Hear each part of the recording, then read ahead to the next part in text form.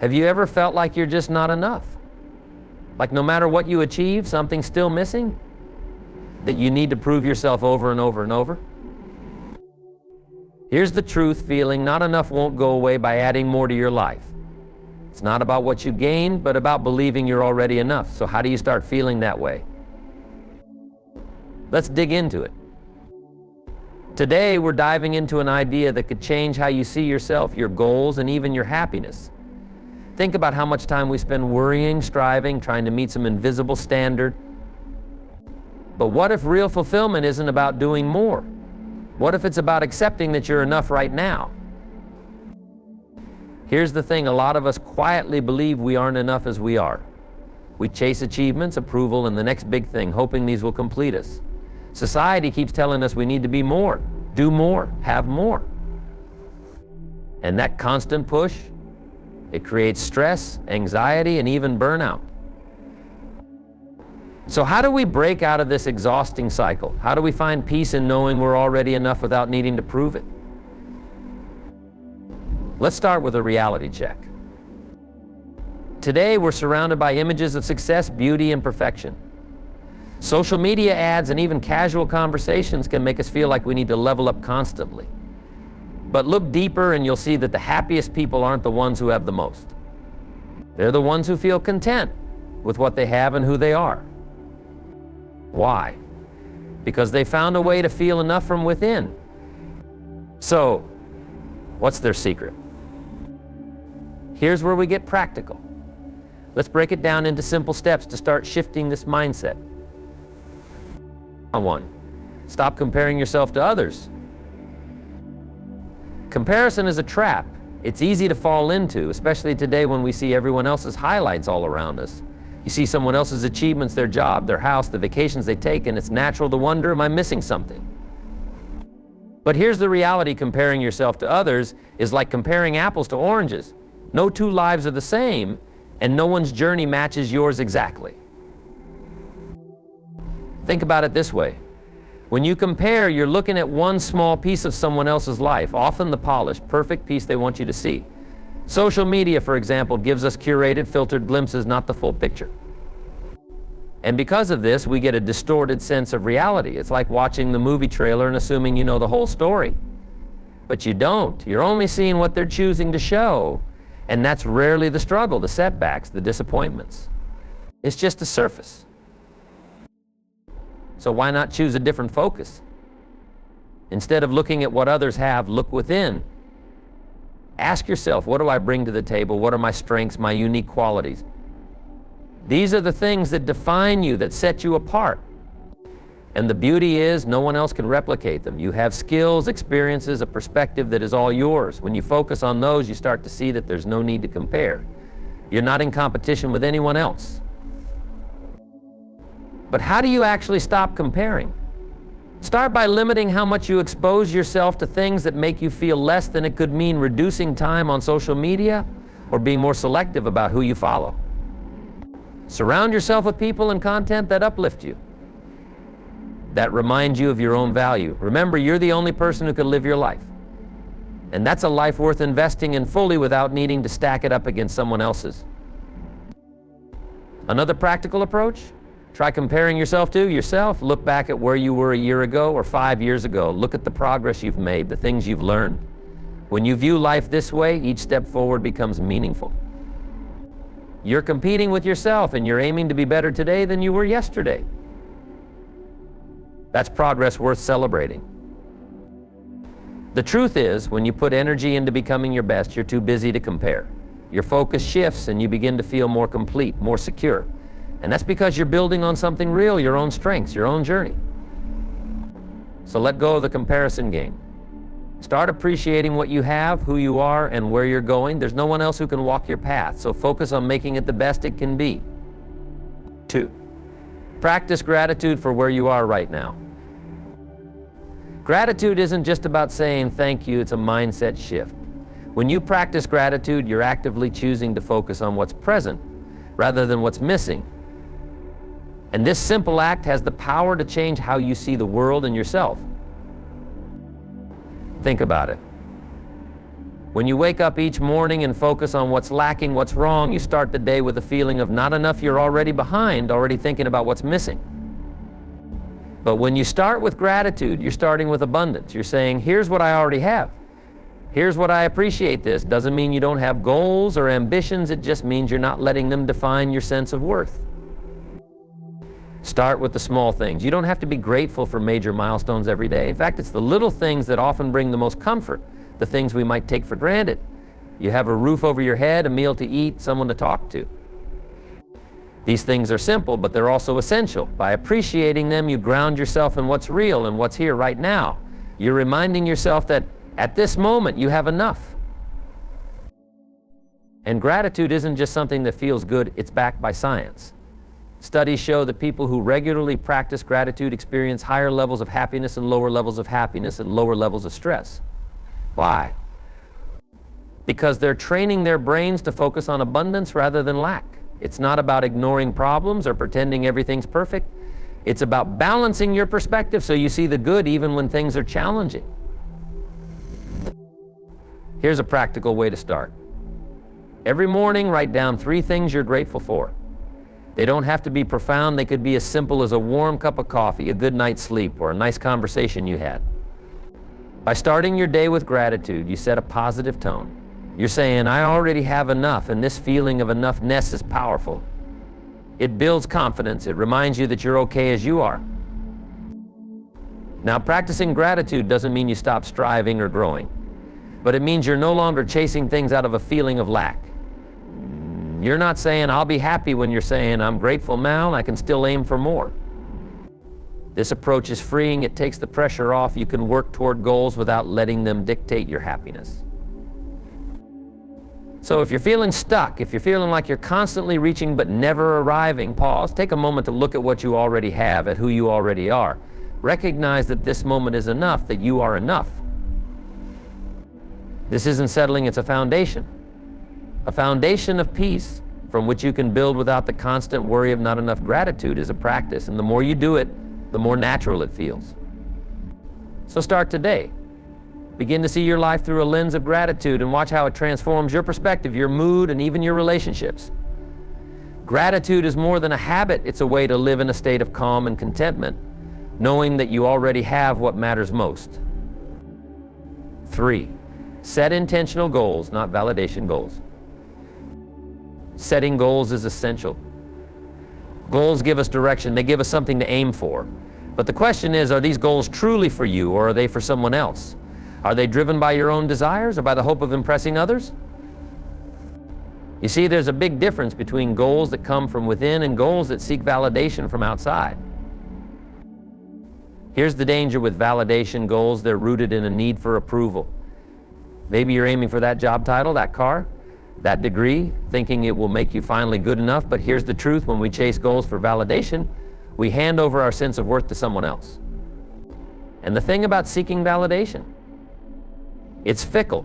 One day it's there, the next day it's not.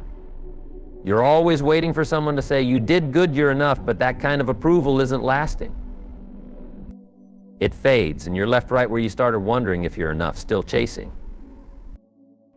But what if, instead of validation goals, you set intentional goals? Goals that come from your own values, your own growth, your own vision. Intentional goals come from within. They're driven by the person you want to become, not by what others think of you.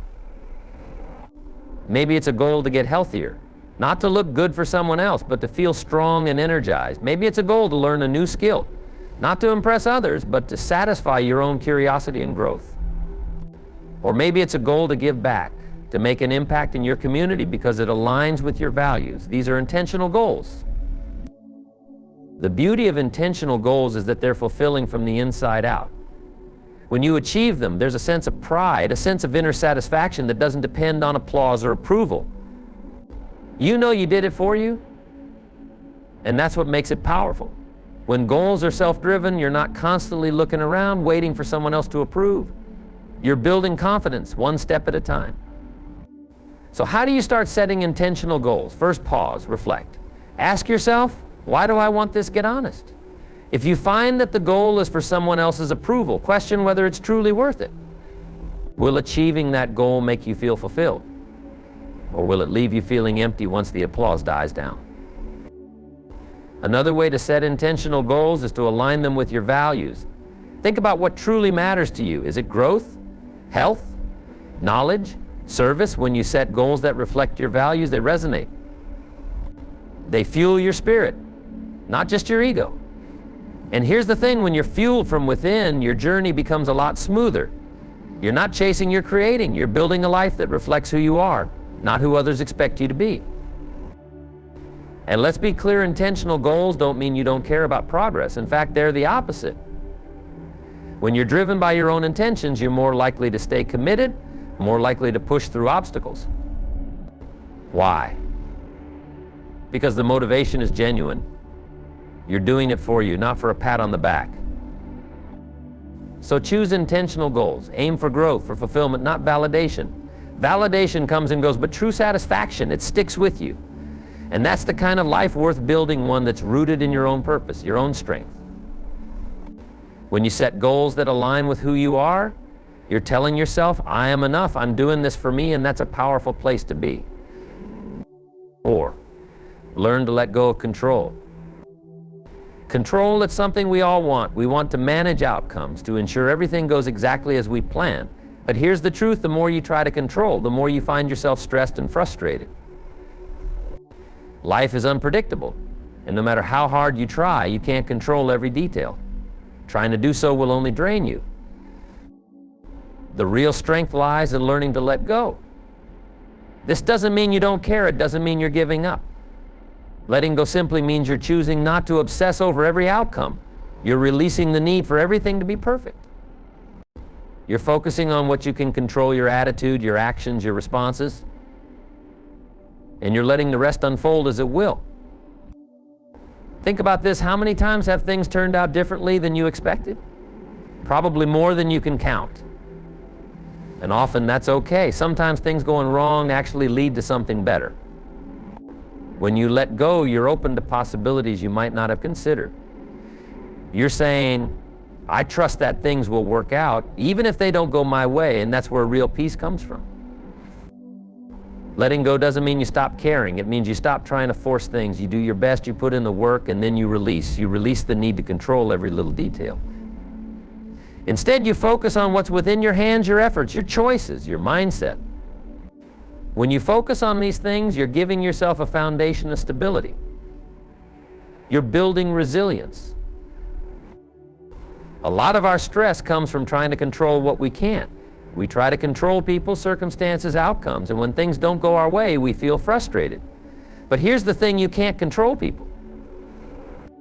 You can't control every circumstance. You can't control everything that happens. But you can control how you respond.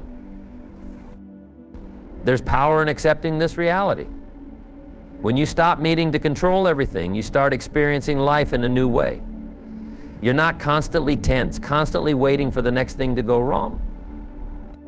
You're more flexible, more at peace. You're living in the moment, not in a constant state of worry. Think of it this way, life is like a river. You can try to force the water to flow in a certain way, but you'll only exhaust yourself.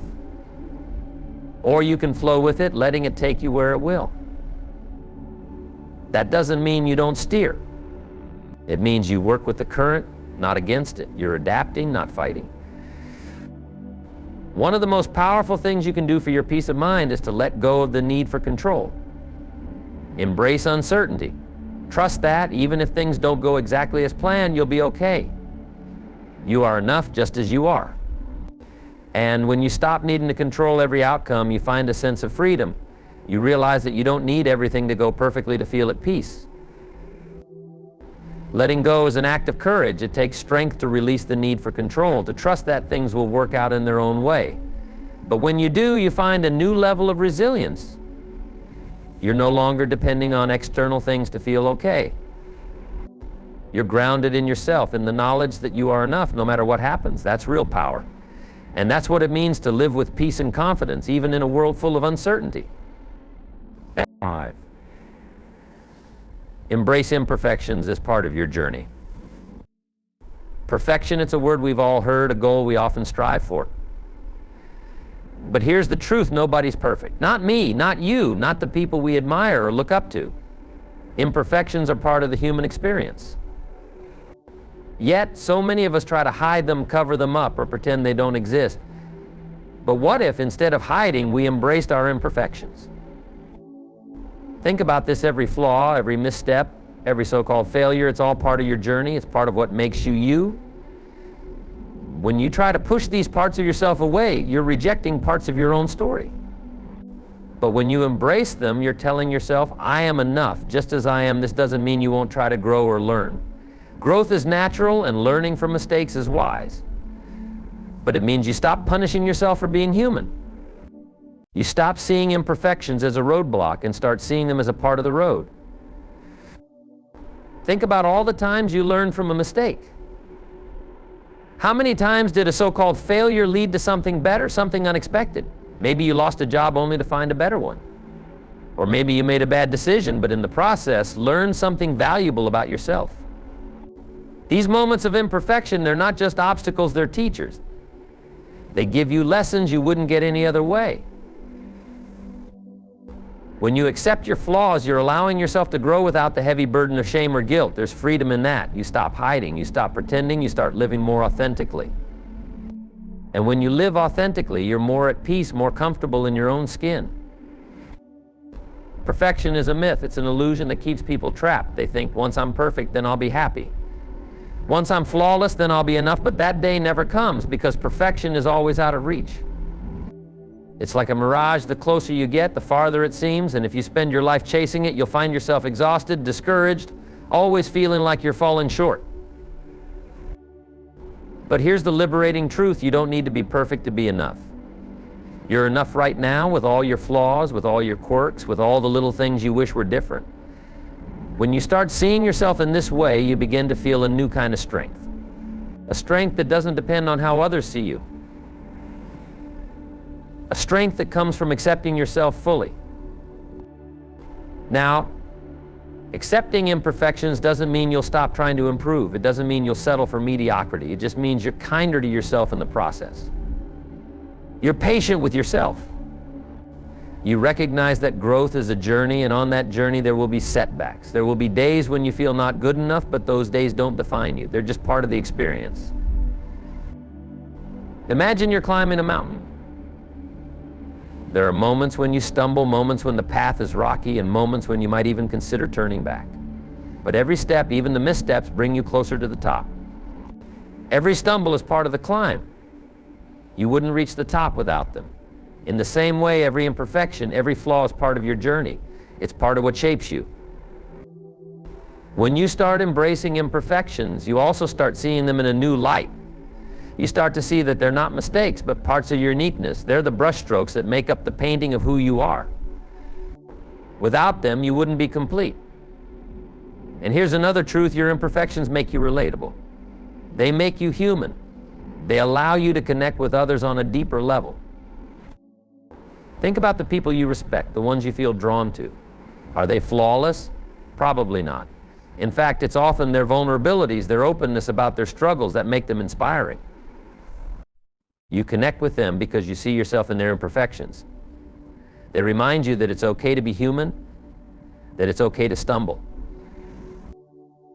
And this is important. When you accept your own imperfections, you're also more accepting of others. You stop expecting everyone around you to be perfect.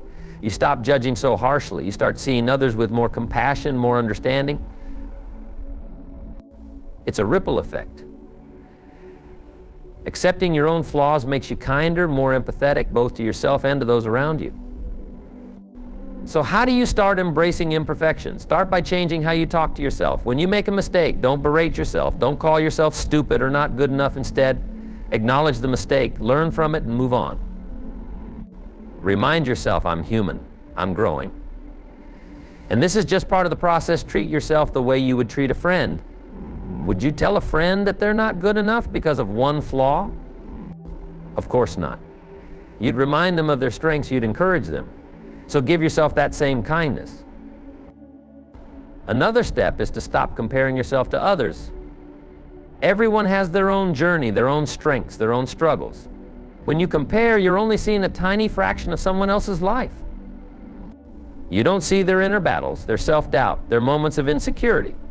So don't waste your energy trying to measure up to a standard that doesn't exist. Focus on your own path, your own growth. Remember, the only person you need to be better than is the person you were yesterday. Lastly, practice gratitude for the journey, including the rough parts. Be thankful for the lessons, the growth, the insights that come from imperfection. When you start seeing each flaw, each setback as part of your unique journey, you begin to feel a sense of peace. You're not fighting against yourself anymore. You're learning, you're growing, and you're doing it at your own pace. Life is too short to spend it chasing perfection. Instead, spend it embracing who you are. Celebrate your strengths, work on your weaknesses. But don't ever think you need to be flawless to be worthy. You are enough as you are. Your imperfections don't diminish your value, they add to it. They make you real, they make you resilient, they make you you. So embrace your imperfections. Let them be part of your story. Wear them with pride because they're a testament to your journey, to the ups and downs that make life rich and meaningful. Accepting them doesn't mean you stop striving. It means you stop doubting your worth. It means you start living with the confidence that no matter what, you are enough. So what happens when you start believing you're enough? Imagine the freedom. You're no longer chained to the need for validation. You're not obsessing over every little detail, trying to be something for everyone else. Instead, you're living life on your terms, with your values and with a sense of inner peace. This doesn't mean you won't face challenges or have goals. It means you'll approach them from a place of strength, not insecurity. When you believe you are enough, you're resilient, you're focused, and you know that no matter what happens, you'll be okay. You'll no longer need approval to feel complete. Believing you're enough isn't about settling or losing ambition. It's about realizing that you don't need to be anything other than who you are. You're enough as you stand right now, and every step forward is just a bonus. You can build from this place of self-acceptance, moving forward without the weight of trying to prove something. So start practicing. Let go of the comparisons, the need to control everything, the constant chase for validation. Begin to see yourself as complete and watch how it changes not only your outlook, but your entire approach to life.